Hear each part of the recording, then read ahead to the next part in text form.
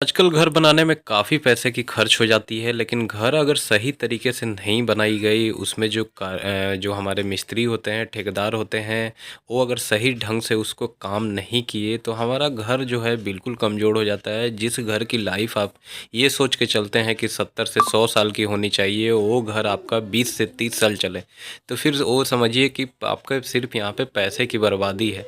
तो आप यहाँ पे देखिए कि ये जो घर बनाया गया है, इसमें मैं आपको एक-एक चीज़ यहाँ पे दिखाऊँगा। ज मेन हमारा क्या होता है घर के लिए, हमारी नीचे की फाउंडेशन होती है, हमारी कॉलम होती है, बीम होता है, छत होता है। जैसे कि आजकल आरसीसी फ्रेम स्ट्रक्चर का मकान बनाया जा रहा है, तो हमारी जो ईंट होती है, दीवार होती है, वो सिर्फ़ आपका एक पार्टीशन का काम करती है।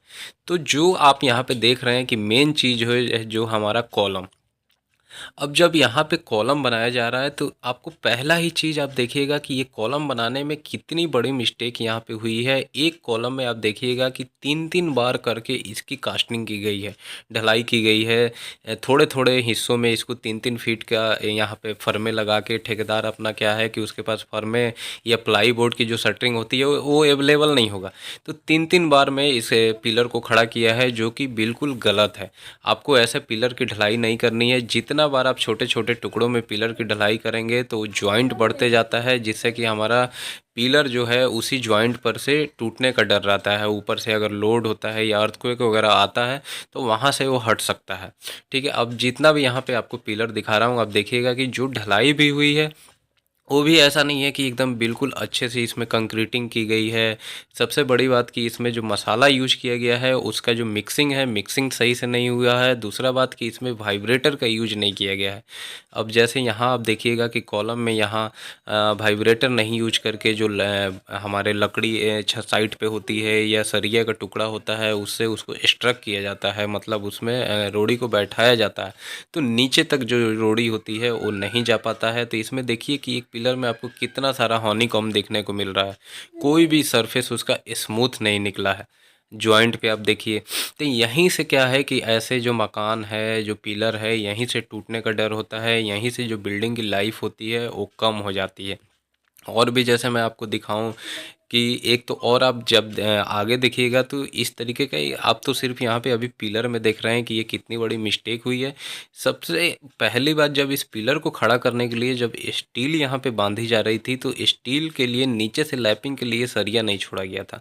वो सबसे बड़ी यहाँ पे गलती हुई। तो फिर यहाँ पे आप छोट जो थोड़े बहुत जो सरिया निकली थी, उसमें आप वेल्डिंग करते हैं, तो ये जो वेल्डिंग करके और फिर आप ऊपर का सरिया खड़ा कर रहे हैं पिलर की ढलाई करने के लिए, तो वो बहुत बड़ी मिस्टेक है। उससे आपका यहीं पे जो है स्टील आपका वो ब्रिटल हो गया, उसमें फ्लेक्सिबिलिटी जो होनी चाहिए थी वो ख़त्म हो गई।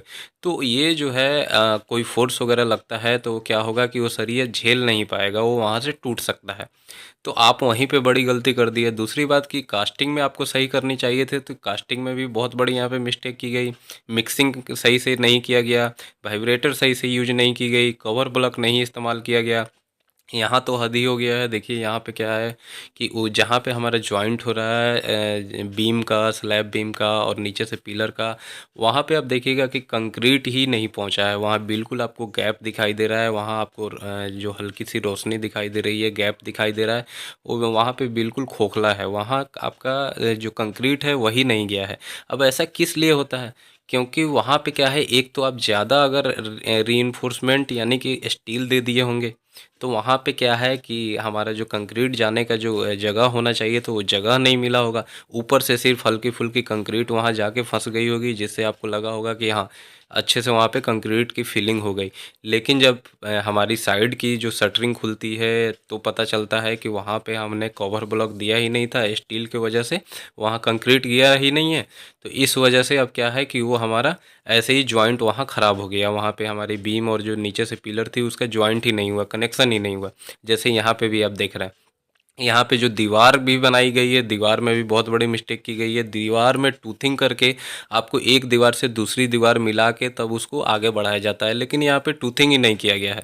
यहाँ वैसे ही बस इधर से दीवार ले जाया गया है, दूसरे साइड से ले जाया गया है और कनेक्शन ही नहीं है दीवार में, तो ऐसे दीवार कैसे मजबूत होगा।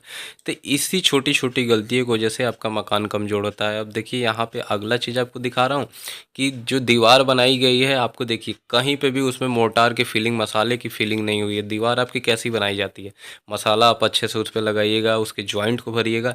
यहाँ पे देखिए सिर्फ ईंट को क्या है कि रख दिया गया है, ऐसे ही रख रख के उसमें मसाले की कोई फीलिंग नहीं की गई है और उसके ऊपर से बीम डाल दी गई है। कहने का मतलब ठेकेदार का क्या है कि हाँ बीम से वो तो दब ही जाएगा, वो ईंट आपकी वैसे भी मजबूत हो गई, मसाला लगाने की ज़रूरत क्या है। तो ये क्या है कि सरासर यहाँ पे बहुत बड़ी मिस्टेक है, जो कि आपका दीवार, आपका पिलर, आपका पूरी मकान कमज़ोर हो रही है।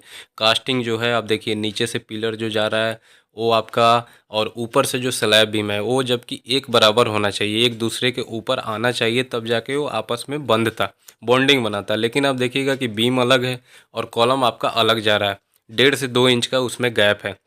तो ये फिर कैसे एक दूसरे से आपस में बॉन्डिंग बनाएगा, कैसे आपका छत का लोड जो है बीम के थ्रू आपके कॉलम पे आएगा। तो इस तरीके की गलतियां नहीं करनी है, इसी वजह से आपका घर कमज़ोर होता है, आपका पैसे की बर्बादी होती है।